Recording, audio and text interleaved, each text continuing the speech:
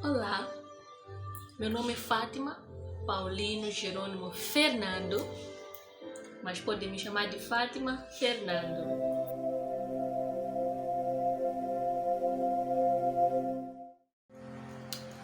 Sejam bem-vindos a mais um vídeo. No dia de hoje vamos falar sobre o tema amadureça. Por isso, vamos à palavra de Deus no livro de Lucas, capítulo 22, versículo 31. Disse também o Senhor: Simão, Simão, eis que Satanás vos pediu para vos cirandar como trigo, mas eu roguei por ti, para que a tua fé não desfaleça, e tu, quando te converteres, confirma aos teus irmãos. E ele lhe disse: Senhor, estou pronto a ir contigo até a prisão e a morte. Mas ele disse: Digo-te, Pedro, que não cantará hoje o galo antes que 3 vezes negues que me conhece. Acabamos de ler aqui um versículo tremendo, um texto tremendo, em que Jesus estava reunido com seus os 12 discípulos, na última ceia em que o Senhor celebrou com os seus discípulos. E ao celebrar a ceia, Jesus começa aí a tecer as últimas considerações, como um ato de despedida dos seus discípulos, porque haveria de estar ausente fisicamente. Aí surge uma confusão. Nos versículos acima, vão perceber que começam a discutir sobre quem será maior. No dia de hoje vamos falar sobre o tema amadureça. Maturidade. O que é amadurecer? É atingir a maturidade, estar pronto. E sabendo Jesus que depois daquela ceia haveria de ser preso, como uma pessoa madura, o Senhor se alegrou mesmo assim, festejou com seus discípulos a última ceia. Não deixou que o acontecimento a seguir lhe tirasse a alegria de viver aquele momento presente. Uma pessoa madura é assim. Festeja ou celebra a alegria do outro, mesmo sabendo que amanhã vai enfrentar um julgamento, que amanhã vai enfrentar uma consulta ou um exame, vai fazer um exame no médico ou na escola, na faculdade. Se há alguma coisa boa acontecer no momento, você celebra aquela alegria, você vive aquele momento, sabe separar as coisas. O Senhor, como uma pessoa madura, Ele separou as coisas, festejou, se alegrou com os seus discípulos, mesmo sabendo que depois dali haveria de ser preso e haveria de sofrer uma morte de cruz. Nós somos chamados a ser pessoas maduras. Pessoas maduras. Pessoas maduras são aquelas que sabem levantar o outro, mesmo que você não tenha força. Mesmo na tua aflição, você sabe ir consolar o outro. Mesmo sentindo a tua dor, deixa do lado a sua dor, consola o outro. Uma pessoa madura é assim. Uma pessoa madura não sai por aí a espalhar os seus problemas. Uma pessoa madura é aquela que preserva a sua vida. Tem seus problemas sim, mas confia em Deus. Sabe que Deus pode até não fazer agora, porque ainda não é o tempo dele. Mas no tempo do Senhor, isso vai passar. No tempo do Senhor, isso vai passar. Pessoas maduras são assim. Vivem a alegria de hoje, mesmo sabendo que amanhã não será um bom dia. O que vai acontecer amanhã não pode te tirar a felicidade do hoje, porque é muito tempo daqui para amanhã. Muita coisa pode acontecer. Muita coisa pode acontecer. Há pessoas na igreja, no seio dos irmãos, que não conseguem se alegrar com o testemunho do outro.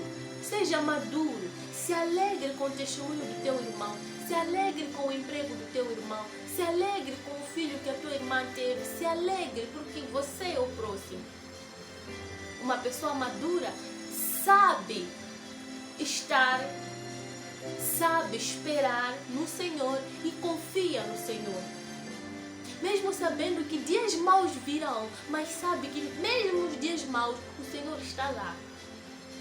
A Bíblia diz: passarão pelo fogo, mas eu vou estar lá contigo. Se passar pelo mar, eu estou lá contigo. O Senhor não nos abandona. Por mais que Ele não fale, por mais que nós não o vejamos, Ele está aí conosco. Então, nesse momento, Jesus estava lá a cear, a última ceia com seus discípulos. E no versículo 31 nós lemos aqui que Jesus chama a atenção de Pedro, diz: Simão, Simão, Satanás vos pediu para vos peneirar, mas eu roguei por ti, Pedro, para que quando te converteres, fortaleça os seus irmãos. Mas Pedro logo respondeu e disse: Mestre, Senhor, eu estou pronto, posso até ser preso consigo e até a morte. Aí Jesus responde para Pedro e diz: Pedro, você vai me negar 3 vezes antes que o galo cante. Antes que o galo cante, 3 vezes me negará. Pedro, naquela época, ele ainda não estava maduro. Não estava pronto, não estava maduro. Por isso Jesus disse: quando te converteres. Nos outros evangelhos nós vemos Pedro a ir pregar, a ir expulsar demônios, ir curar enfermos junto com os 12, quando Jesus os enviou.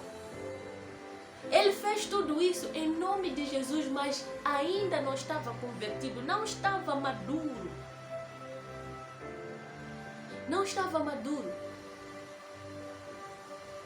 Tem coisas que Deus quer nos dar, mas porque não estamos prontos ainda não estamos amadurecidos, as coisas não vêm até nós. As coisas não vêm até nós. Porque não estamos prontos. Pedro, Satanás te pediu para te peneirar, mas eu roguei por ti, para que quando te converteres, fortaleça os seus irmãos. Naquela época, Pedro era imaturo, por isso que quando Jesus foi preso, Pedro negou a Cristo por 3 vezes. Pedro negou a Cristo por 3 vezes. Olha que Pedro, naquela época, parecia que não haveria de se tornar o apóstolo que ele se tornou, o líder da igreja primitiva que ele se tornou. Por quê? Porque ainda estava na fase de crescimento. É como o trigo e o joio. Quando vamos à palavra do trigo e o joio, vemos aí que ao semearem o trigo, apareceu o inimigo de noite, semeou lá a sua planta, que era o joio, uma erva daninha. A erva daninha normalmente cresce ao lado da planta que foi plantada. É uma pseudo-planta, planta falsa, só para confundir a planta verdadeira. Então, o trigo e o joio estavam no mesmo lugar. O senhor da fazenda disse: não vamos tirar agora, porque corremos o risco de tirar também o joio, porque na fase do crescimento parecem todos iguais. Os 12 estavam aí juntos, na fase de crescimento, mas quem era mais agitado era Pedro. O trigo está lá, o joio está lá a crescer. O senhor da fazenda disse: vamos esperar até a ceifa, até a colheita. Aí vamos colher primeiro o joio e deitar no fogo. O joio na fase de crescimento é idêntico ao trigo. O joio na fase de crescimento é verde, tem a cor esverdeada, o trigo também. E quando dão fruto, olha que o joio também dá fruto. Muitas das vezes ouvimos que não, a diferença entre o trigo e o joio é que o joio não dá fruto, o trigo dá fruto. Não, os dois dão frutos. Os dois dão fruto. Na fase de crescimento tem todos a mesma cor, o mesmo tamanho. Mas quando crescem, dão fruto.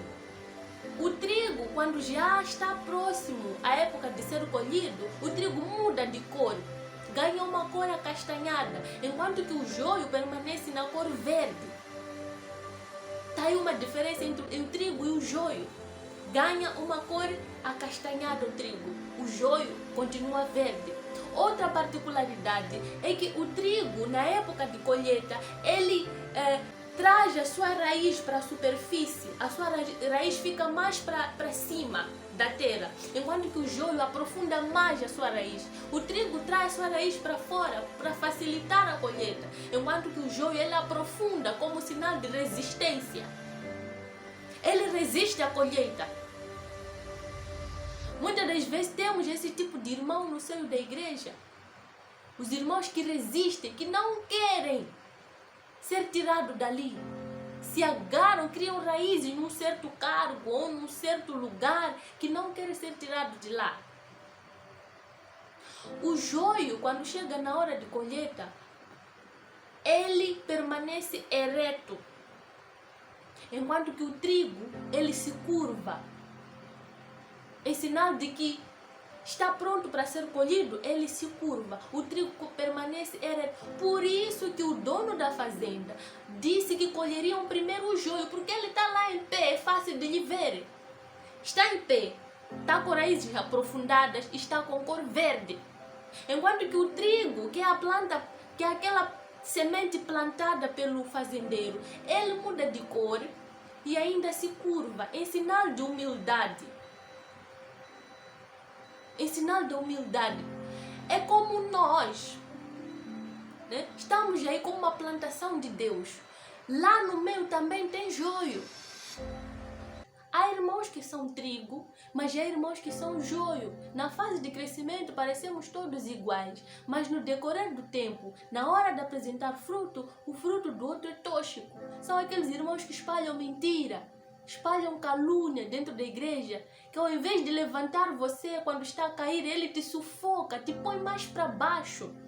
Esse é joio. O joio não constrói, o joio quer destruir, porque ele é falso, quer falsificar também ao redor. Entre os discípulos de Jesus havia lá joio. Era Judas, no momento de crescimento não se notava, até confundiam Pedro. No momento de crescimento você pode confundir trigo com joio e joio com trigo. Você pode confundir esses dois porque são parecidos. Na fase do crescimento, o joio e o trigo têm a mesma coloração. Não tem como distinguir quem é quem. Mas com o tempo, com a maturidade, aí nós percebemos quem é trigo e quem é joio.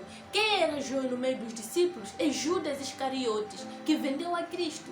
Mas estava lá quieto, parecia inocente. Pedro, que parecia mais de confusão. Mas Pedro era trigo, só que ainda estava na fase do crescimento. Por isso que Jesus disse, quando te converteres, Pedro, porque sei que você amanhã será um grande líder. Pedro liderou a igreja primitiva.